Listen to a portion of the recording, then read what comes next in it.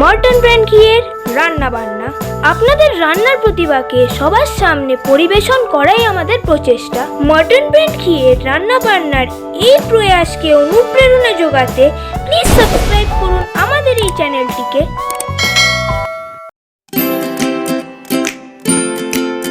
নমস্কার, আমি রিতম গুহ।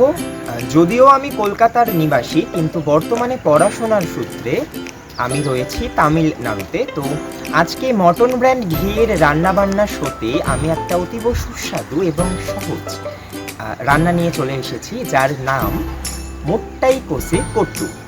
এটা যদিও তামিল নাম, কিন্তু এটার বাংলা ট্রান্সলেশন করলে দাঁড়ায় সেটা হচ্ছে বাঁধাকপির ডাল।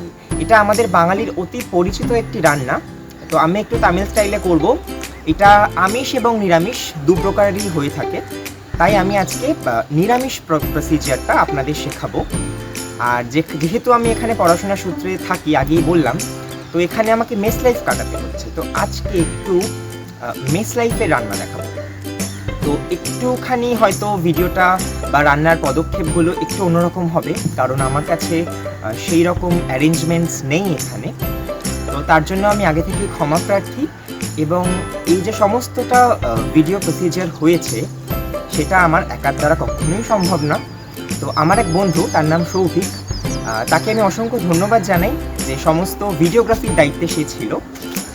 তো চলুন দেখে নিই এই রান্নাটা করতে কী কী উপকরণ লাগছে। রান্নাটি করার জন্য আমাদের যে দুটি প্রধান উপকরণ লাগবে সেগুলি হচ্ছে মুগ ডাল। এখানে আমি প্রায় 50 গ্রাম মুগ ডাল নিয়ে নিয়েছি। আর বাঁধাকপি, সেটা প্রায় 200 গ্রাম মতো। এবারে ফোড়ন এবং অন্যান্য উপকরণ। সবার প্রথমে রয়েছে গোটা শুকনো লঙ্কা, সাথে রয়েছে সর্ষে এবং বিউলির ডাল একসঙ্গে মিক্স করে রাখা, সাথে রয়েছে সাদা জিরে এবং ধনে গুঁড়ো এবং হলুদ গুঁড়ো। তার সাথে লাগছে কাঁচা ও পাকা লঙ্কা, আদা, এটা থেতো করে রাখা আছে, আর লাগছে অর্ধেকটা পাতিলেবু, আর অবশ্যই মর্টন ব্র্যান্ডের গাওয়া ঘি। এবারে সরাসরি রান্নায় চলে আসি। তার জন্য আমি এখানে একটি প্রেসার কুকারে আন্দাজ মতো জল নিয়ে নিয়েছি, যাতে আমার বাঁধাকপি এবং ডাল একসঙ্গে সিদ্ধ হয়ে যাবে। এর মধ্যে আমি প্রথমেই 1/4 চা চামচ হলুদ গুঁড়ো দিয়ে দিলাম এবং 1/2 চা চামচ পরিমাণ ধনের গুঁড়ো দিয়ে দিলাম। আসলে যেহেতু এটা হস্টেল লাইফ বা মেস লাইফের রান্না, তো ব্যাকগ্রাউন্ডের জন্য আমি প্রথমে ক্ষমা প্রার্থী। এবার দিয়ে দিচ্ছি স্বাদ মতো নুন।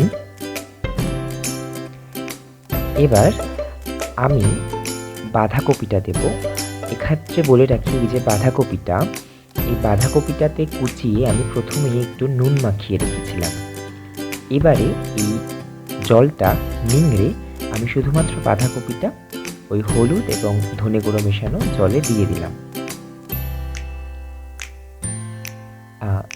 নুন দেওয়াটা ভীষণ জরুরি, কারণ বাঁধাকপির একটা বুনো গন্ধ থাকে, সেটাও দূর হয়ে যায়, আর তার সাথে এটা একটু নরম হয়ে যায়।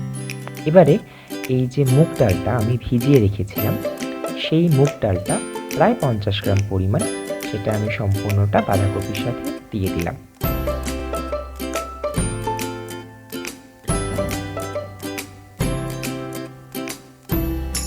এবারে প্রেসার কুকারের ঢাকনাটা ভালো করে বন্ধ করে 2 থেকে 3টে সিটি, এটাই যথেষ্ট, তার জন্য অপেক্ষা করব। আমি মোট 3টে সিটি দিয়ে নিয়েছি। এবারে প্রেসার কুকারের ঢাকনাটা আমি খুলে নিচ্ছি। দেখুন যে ডাল এবং বাঁধাকপি প্রায় সম্পূর্ণ সিদ্ধ হয়ে এসেছে।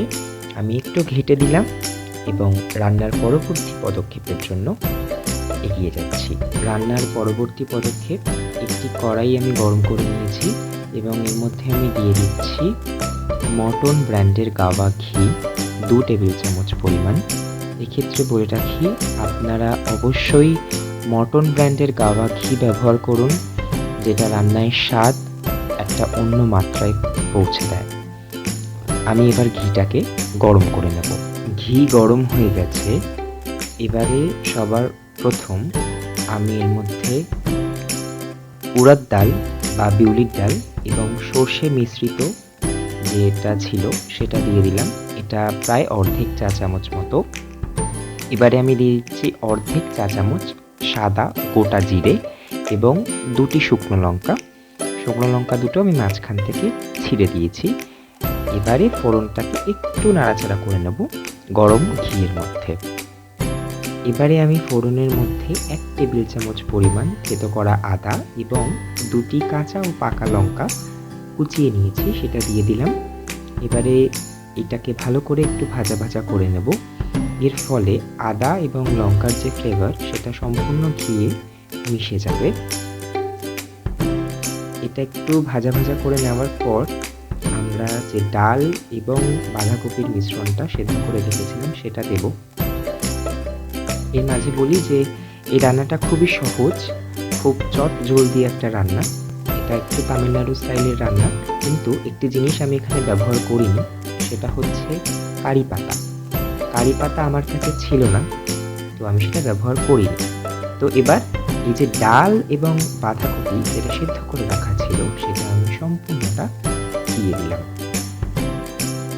এবারে ভালো করে আমি এটাকে মিশিয়ে দেব আর কম আঁচে এই সম্পূর্ণ মিশ্রণটাকে আরও ভালো করে সেদ্ধ হতে দেব।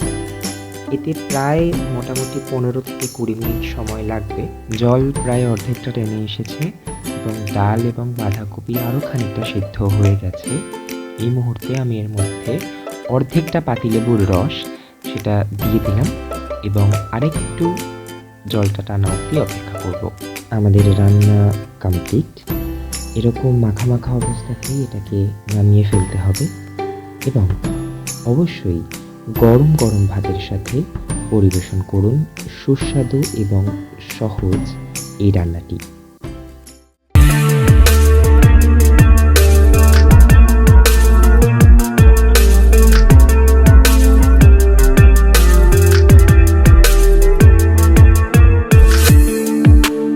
সাবস্ক্রাইব করুন আমাদের এই চ্যানেলটিকে